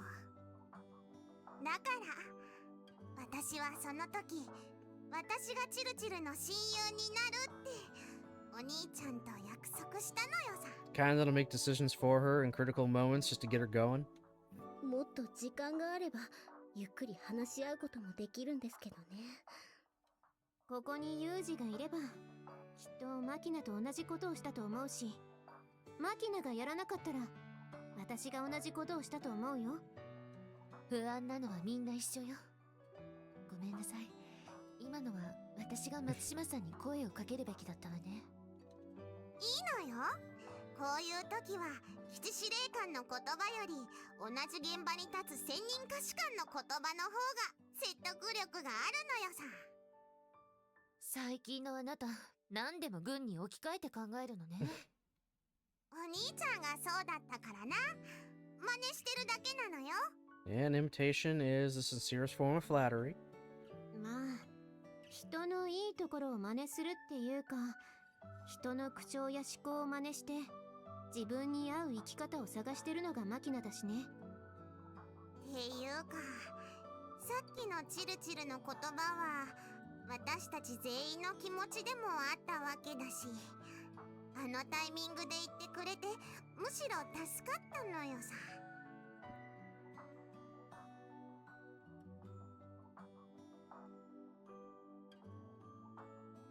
そうね。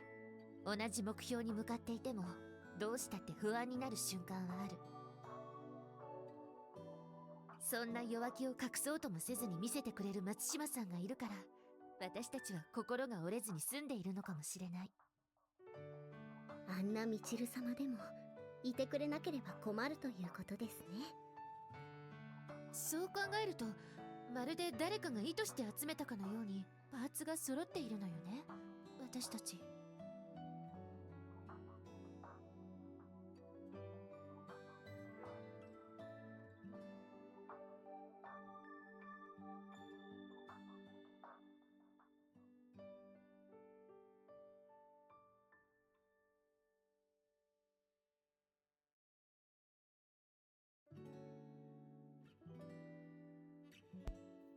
Whew.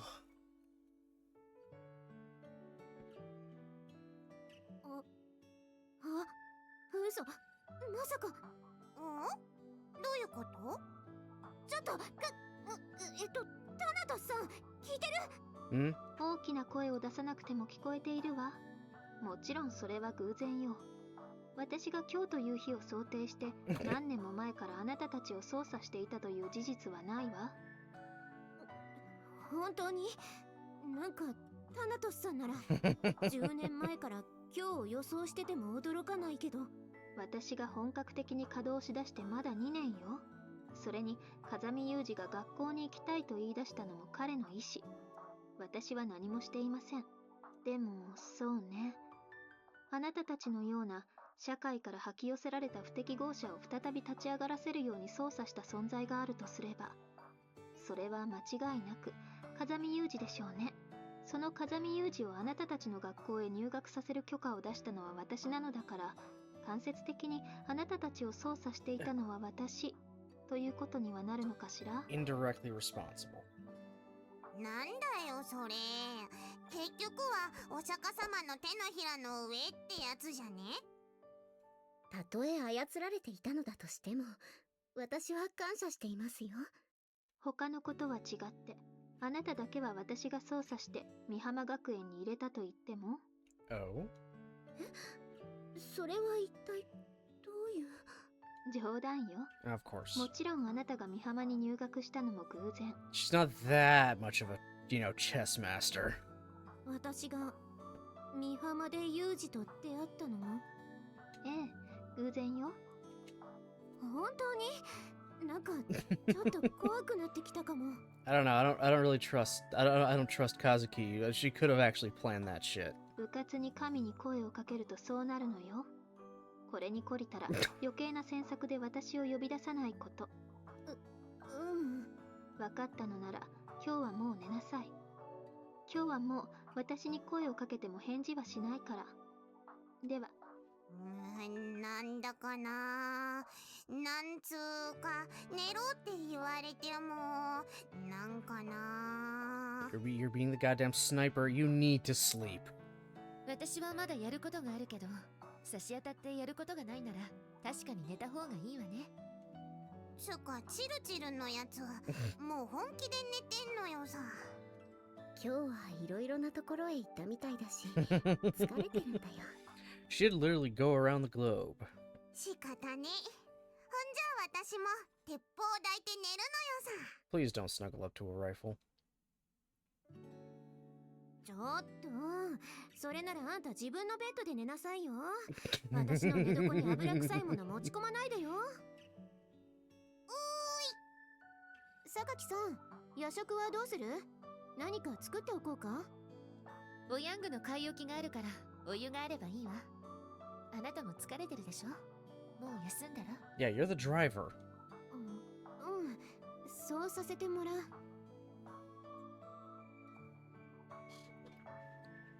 In all honesty, Amane wasn't too sure she'd be getting much rest that night. But oddly enough, the moment her head hit the pillow, she found herself sinking down into a deep and peaceful slumber. Metropolitan area, a certain place. そう、例えるならブルックリン橋を買うのと同じことだよ。Fucking セーブしないんだからね。 49% of the way there. Closing his eyes as he pressed the phone to his ear, Heath Oslo spoke in a quiet, languid voice. He appeared entirely disinterested in whether the man on the other end of the line could hear him clearly, or even understand the meaning of his words. It was almost as if he was talking to himself. ほら、地方からマンハッタンに出てきた田舎者にブルックリン橋を売りつける詐欺師と同じだ。どうせ買ったところで持って帰ることはできないし、手に入るのはブルックリン橋はあなたのものですと印刷された紙切れと橋の前で撮った写真が1枚だけ。 The multiple people that get scammed all the time to buy the Eiffel Tower? Or is it just two people that got scammed to buy the Eiffel Tower? いやー、すごい買い物をしたぞと田舎で自慢でもしようものならお前は大間抜けだと子供にまで笑われる。ねえアダム君、君には私がそんな大間抜けに見えるのかい？あんたはさっきから何の話をしている？おやおや？では逆に聞くが、君は何の話をするために電話してきたんだい？こちらの事情は全て説明したはずだ。うん、聞いたよ。まぶたが重くなるようなくったらない言い訳を延々と聞かされたさ。その説明に対するそちらの回答がブルックリン橋なのか？私は明確な回答が欲しいと最初に言ったはずだ。それは私のセリフだよ、アダム君。Oh my god. まあなんだ。くだらん話をダラダラと聞かされる苦痛が君にも理解できたところで、そろそろ本題に入ろう。宣告から君の口から出るくだらなくもクソ長い話を要約すれば、つまりはこういうことだろう。タナトスシステムも風見有事もこちらに渡すつもりはないと。 They plan to give you nothing. こちらは精一杯の情報をしたつもりだ。それを一方的に破棄したのはそちらだ。おいおい待ってくれないか。情報したのはこちらだよ。タナトスシステムと風見有事、その2つと引き換えにこちらがどれだけの情報をしたと思っている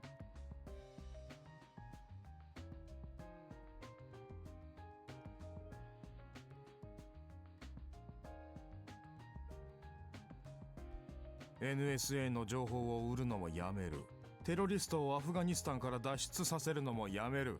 アフリカに武器を密輸するのもやめる。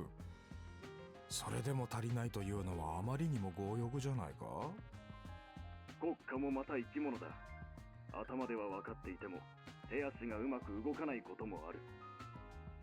言い訳にしか聞こえないな。交渉は決裂と考えるべきかな。どちらが日本に持ち込んだ大々核兵器との交換が条件だと言ったはずだ。だからまずは有事を返してくれればこちらも兵器 1g と交換すると言ったじゃないか。Motherfucker really wants Yuji. あなたがこの国に持ち込んだ大改革の総量は3グラム。こちらはそれら全ての提出を要求する。それはできない相談だというのは子供でも理解できる話だろう。考えてもごらんよ。我々の持ち込んだ3グラムの大改革を人口密集地で使用すれば万人単位の被害が出るのだよ。その被害の3分の1もの人々の平和が風見雄二たった一人と引き換えだというのだから、これ以上ない破格の条件じゃないか。何が気に入らないのかさっぱり理解できないね。例えるなら、こちらの出した拳銃を捨てろという要求に対して弾を3発だけ捨てようという答えでは意味がないということだ。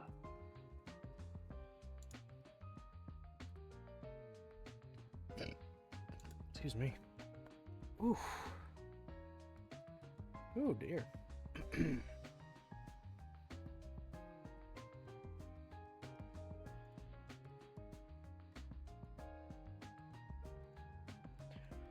I'm gonna finish this scene off. 警官に銃を捨てろと言われて、はいそうですかと銃を捨てるようなやつは最初から銀行強盗などしないよ君。キリがないな。だから時間制限を設けたわけだが、ギリギリになって電話してきたのは君だよ。もう一度上と相談させてほしい。いいけどあまり時間はないよ。じゃあまた。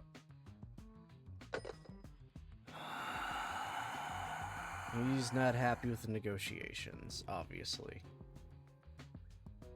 Hanging up the phone with a long, deep sigh, Oslo furrowed his brow and ground his back teeth together. Damn!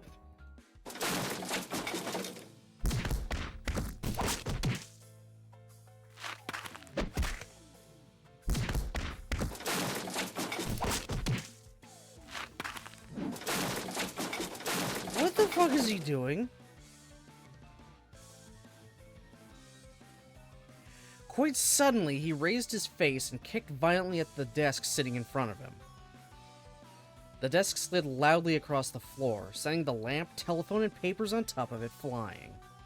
なんなんだろうな、役人ってやつはどうしてどいつもこいつも使えないんだ。採用試験の項目に使えないやつを採用すべしとでも書いてあるか。雇用機会均等法なんてわけ。 Wow!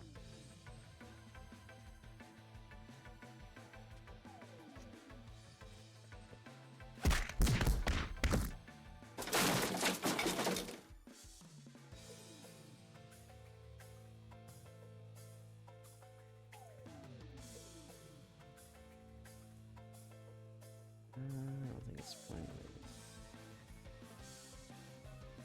Keeping a wary eye on Oslo as this childish tantrum continued, a man named Travis quietly began picking up the items he had knocked all over the floor. Oops. Seemingly displeased by this silent treatment, Oslo glared down at him.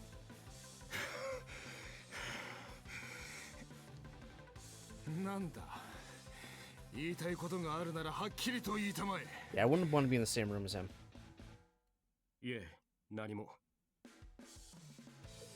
Gathering together the papers he'd picked up, Travis began returning them to the desk one by one. Oslo watched in silence for a moment, then let out another little sigh.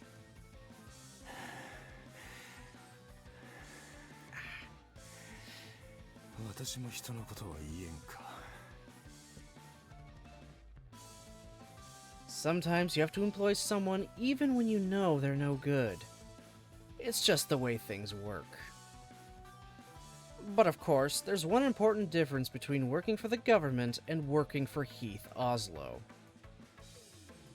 In the public sector, failing miserably almost never costs you your life.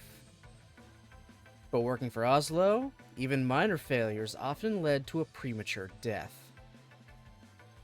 Only the competent would survive. That was the nature of the system.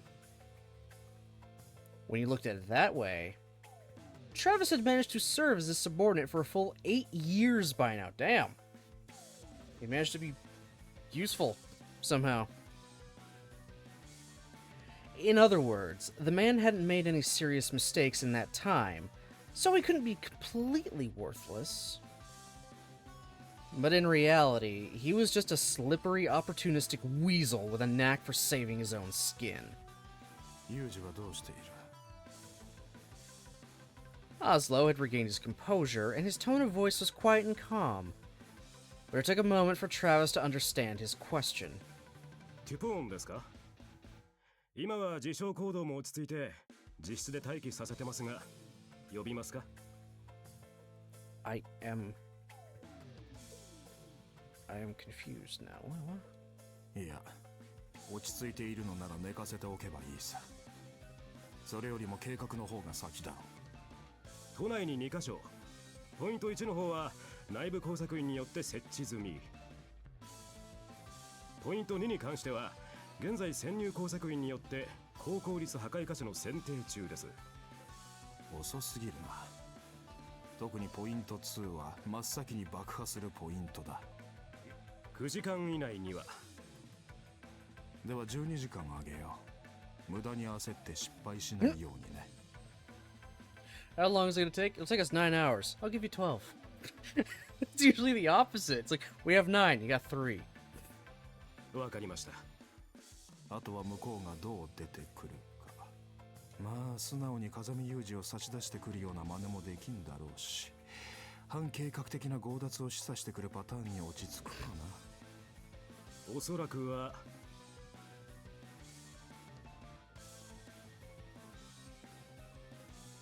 From a political perspective, there was no way the government would cut a deal with a group of terrorists.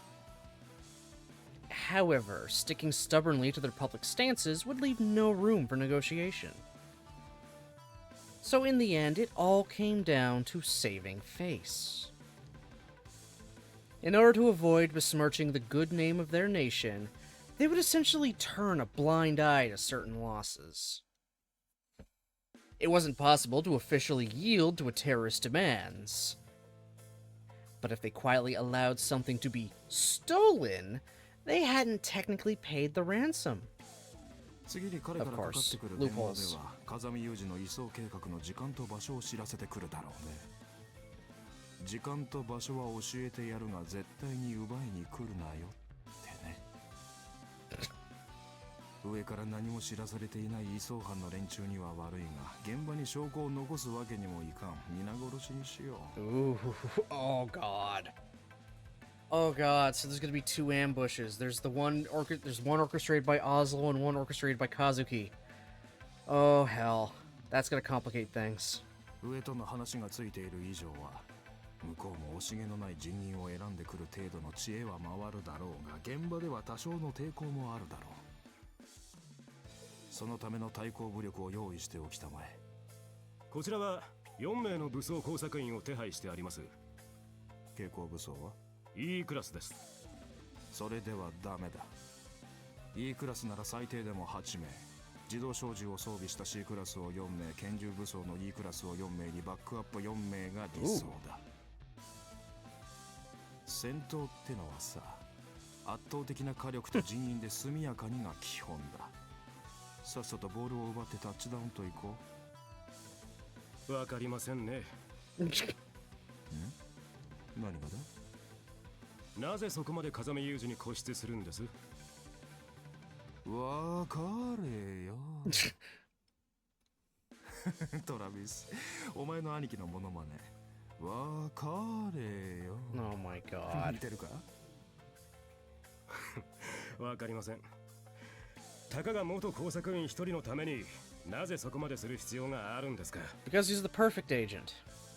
He's exactly what he needs. 他にもっと注力すべき点はいくらでもあるっていうのかい？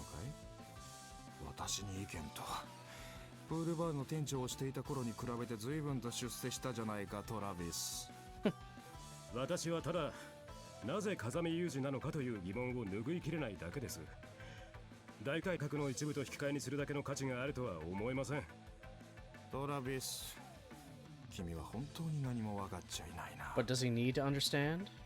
大改革といえば聞こえはいいが、結局のところは大量殺戮兵器だし、その手の兵器ってやつは性的兵器だ。持っていることに意味がある。使うことには意味がない。強すぎる武器は商売にならない。戦争で死ぬ人間の8割は銃弾で死ぬ。殺し合いの道具ってやつは誰もが欲しがる銃こそがこの世で最も正しい商品だ。Yeah, guns are your primary method of killing people and your primary method of business. A weapon of mass destruction is a threat. It's a deterrent. It's something to wave around. You're not going to actually kill anybody with it. You're just going to use that as a threat to get people to bend to your demands.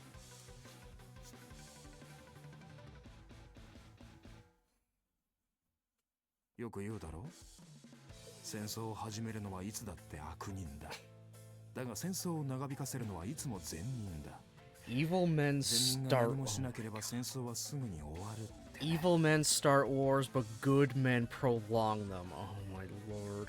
結局のところ、風見有事を取り戻せなければ、核実験程度のメリットしか生み出せないのが今回の作戦というわけだ。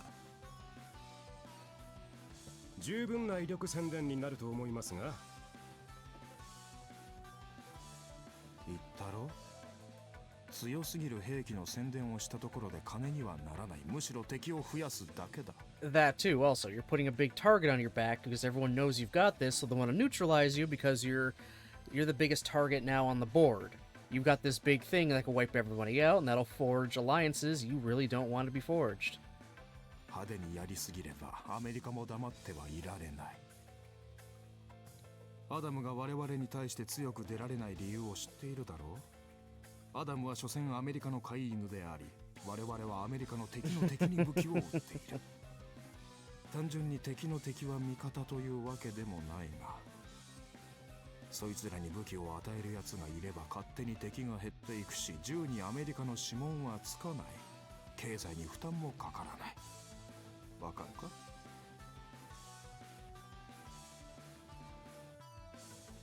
素晴らしいことです。だろ？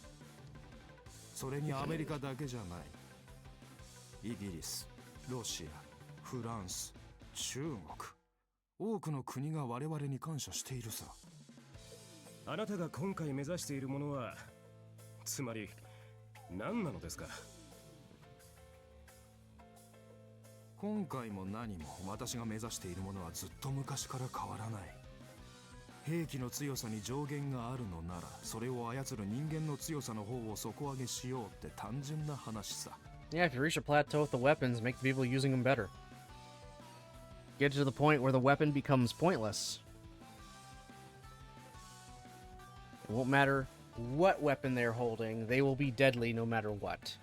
戦場で一番売れる兵器とはどんな兵器なのかは理解しているな。安価で強力で大量に手に入り、頑丈で壊れない。 Get the fucking Kalashnikov. 47年式のアブトマット・カラシニコバが人気商品です。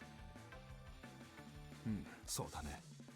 では同じように、訓練も不要で命令には絶対に逆らわない兵士が安価で大量に手に入るとしたらどうなる？ He wants to take Yuji and basically turn him into the Kalashnikov of people. Great. That's just what you need. デザインソルジャー計画ですか？その通り。もともとはスポーツの分野で最強のプレイヤーを育成する目的で研究が始まった計画だが、その研究には莫大な金がかかる。そこで軍に打診があり、目的は大きく変わってきた。当時は人間のフィジカルもメンタルも後からいくらでも作り変えることができると考えられていた。 No, you gotta start younger. だがもっと突き詰めれば、遺伝子レベルからの操作が望ましい。そして遺伝子のデザインにもセンスが必要だった。むやみに数値を高く設定すれば最強が生まれてくるというわけじゃない。フィジカルにおいては数値のバランスを取るのは簡単だ。目的を絞ればいい。最強のプロレスラーと最速の水泳選手では求められる数値が違う。何をやらせてもそれなりの数値を出そうと思えば、多くの無駄を含む結果になるが、それは仕方のないことだ。重要なのは数値を上げすぎないということ。むしろ平凡な方が汎用性は高い。しかしメンタルにおいてはバランス取りが実に難しい。何より故障が多い上に一度壊れてしまえば直せない。風見雄二のように壊れれば壊れた箇所が強くなるように設定するのは本当に難しい。失敗したからといって記憶を消していればいつまで経っても成長しない。私が現場にいた当時、部下を使って実験をしていた頃から数えればもう20年以上研究していることになるが。それが風見雄二に固執する理由ですか。まあそういうことになるかな。これまで私も数えきれない兵士を育ててきたが、あれに勝る個体は今もってなお存在しない。 The only one to work through all the trauma. The only one with the mental fortitude to do it. Okay. 風見雄二の身体能力の複製には成功しています。 Now you just need the mental aspect. だからそれだけじゃダメだと説明したばかりじゃないか。身体能力だけならいくらでも上げられるが、2週間で自滅してしまうような兵士を誰が買うんだ。耐用年数は最低でも2年は欲しい。これまでの実験で風見雄二と同等の身体能力を付加した試験体は1500体を超えますが、対応試験に合格したのはたった1体のみです。それはあくまでも偶然の結果でしかない。たまたまできたものは商品とは言えない。 So they made another Yuji. だからこそもう一度風見雄二の遺伝子集合体の完全複製を行う必要がある。 That's the one that shot up that consulate, wasn't it? The second Yuji they created. 今度はエクソンはもとよりイントロンに至るまで完全にキャプチャするというわけだ。そんなことが可能なのですか。可能かどうかはやってみなければわからないさ。けどね、この手の研究は軍事の分野ではもう70年以上研究されている。研究の起源はドイツだという話だね。Oh, I don't like that. 笑ってしまうことに、当時は兵器として超能力者を作り出そうとしていたらしい。 Game audio is somehow glitchy? Glitchy how? Hold on.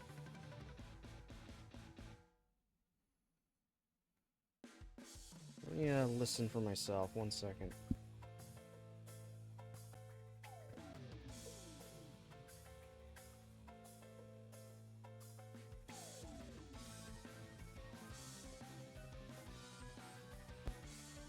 Weird. Huh. Could have been a Twitch thing. Shit happens. That's just weird.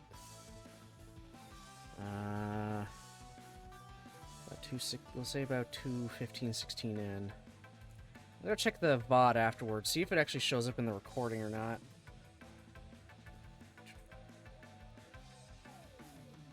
Right over here, so let's see, about 2 hours 15 minutes to 2 hours 16 minutes. Something went fucky wucky. Okay, around there. Okay, I can check around there in the VOD afterward once it's all saved, and I can see if it is, whether it was something on my end or it's just Twitch being Twitch on your guys' end. My money is on it being Twitch. There's a good chance it was Twitch. Because I heard no issues on my end, at least. 当時の資料によれば、いくつかの限定的な成功例はあるが、やはり数千人に一人の割合でしか成功せず、確たる結果は残せないで終わっている。安定して同じクオリティを維持できないものは商品として成り立たない。だが、同じものを作れないのであれば、成功した一つを複製すればいいだけの話だ。風見雄二の完全コピー計画ですか。これまでの失敗は風見雄二と同等の肉体を用意して同じような経験をさせれば同じものが出来上がると思っていたのが原因だ。ハードウェアのコピーにばかり固執しソフトウェアを自作しようとしていたことが間違いだったんだよ。今度はソフトウェア、つまりは人格や記憶までも複製しようということですか？その通り。そしてそれを可能にする技術がタナトスシステムにおけるメンタルコピー技術というわけだ。 That's why he wants the Thanatos system. That's why he wants the Thanatos system. That makes so much more sense now. He wants the Thanatos system not because of what it can actually normally do, like, you know, to spy on people. He wants it so he can study it and find out the mental duplication stuff they did with Kazuki's brain. So he can reproduce that into all of his, you know, soldiers he wants to make. He wants to copy Yuji's brain, upload it into all these new, brand new people that he can sell as, you know, the ultimate soldier. Of fucking course. もともとタナトスシステムとは人間の脳から記憶や思考パターンを電気信号として読み出し、反生体脳、つまりはコンピューターに複写する技術の応用でしかない。実際に現在稼働しているシステムは風見雄二の姉である風見和樹の脳を複製し、並列に接続した複合頭脳だ。Okay, he knows it's Kazuki's brain that's running that shit. 実験稼働からすでに4年以上が経っている。技術的にはもう完成と言っていいだろ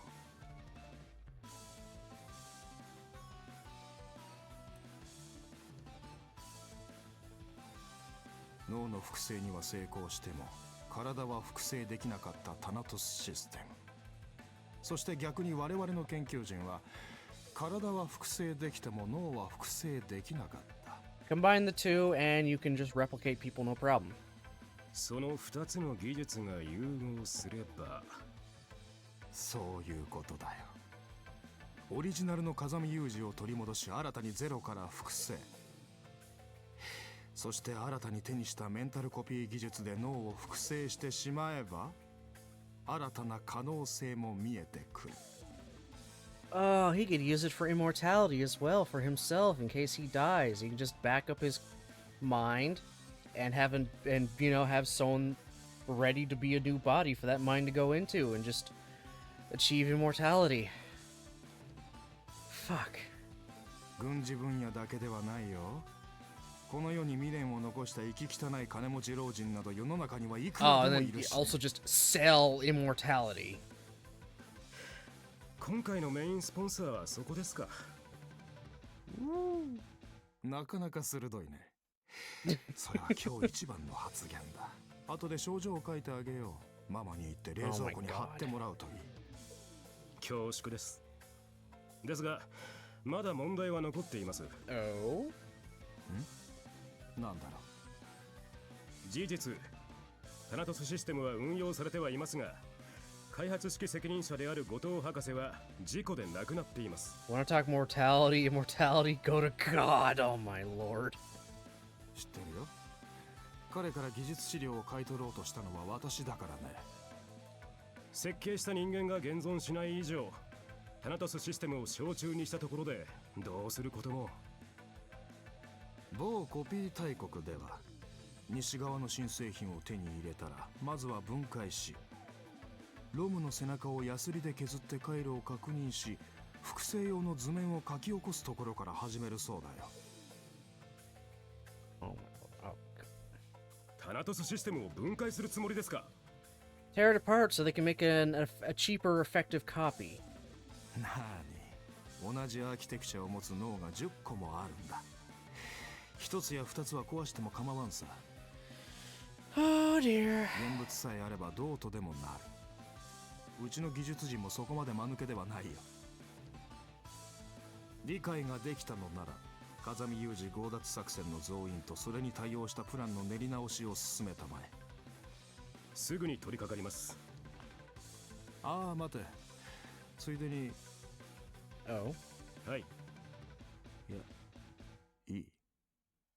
忙しい人間に頼むことではなかった。失礼します。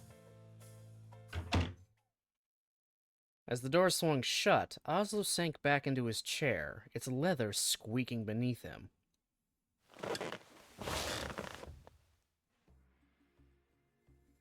He'd wanted some coffee. And a little chocolate, too. Retrieving a small case from his breast pocket, he opened it to find only one piece of chocolate left. Once he ate this, he'd have to get someone to bring him more. And some coffee as well. But just as these thoughts ran through his mind, there was a knock at his door. 2 short raps, like someone about to enter a bathroom. Only one person knocked on that door this casually. 入れ。コーヒー欲しいんじゃないかと思って。Yuji? What? 気が利くじゃないか、ユージ。チョコレートは持ってきたかい？いつものでいいんだよね。そう、それでいい。さすがは私の息子だ。よくわかっているじゃないか。おや？髪の色を戻してしまったのかい？似合っていたのに。Oh god, they really did manage to copy the body. 兄と比べられるのがそんなに嫌なのか？俺には兄なんていない。姉だけだ。心配ない。その姉も必ず取り戻してあげるよ。Oh god. だから君は何も心配しないで私の言う通りに働けばいい。君に約束した新しい大地はもうすぐ手に入る。So they dyed his hair black so we can go and shoot up the consulate, framing Yuji. Oh, good god. 新しい世界の扉。そう。新しい世界の扉はもうすぐ開かれる。A literal second Yuji. Oh, good lord.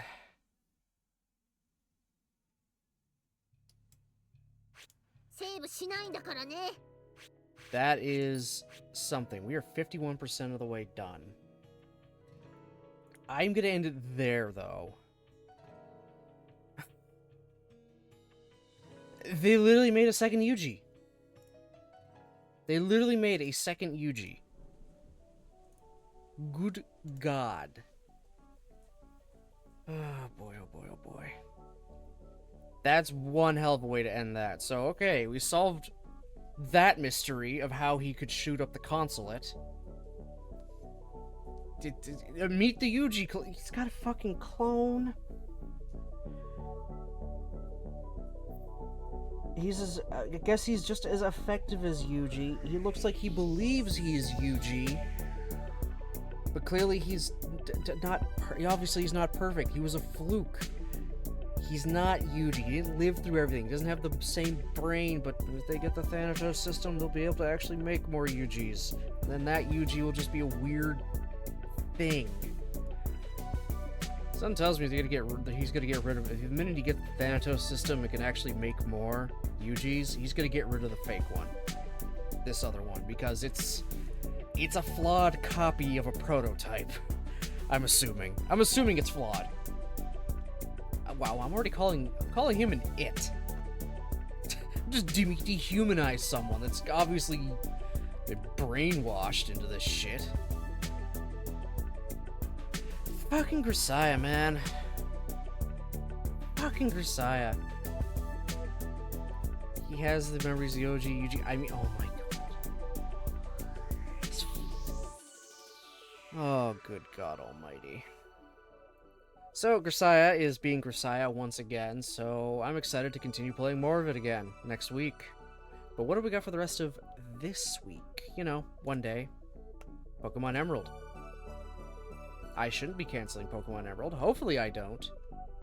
But yeah, we got Pokemon Emerald tomorrow. If I start a little bit early, I start a little bit early. We'll just see how it goes, but we will continue with Pokemon Emerald, finally. Again, we only had like 2 streams of it. I'm pretty sure. 2 streams.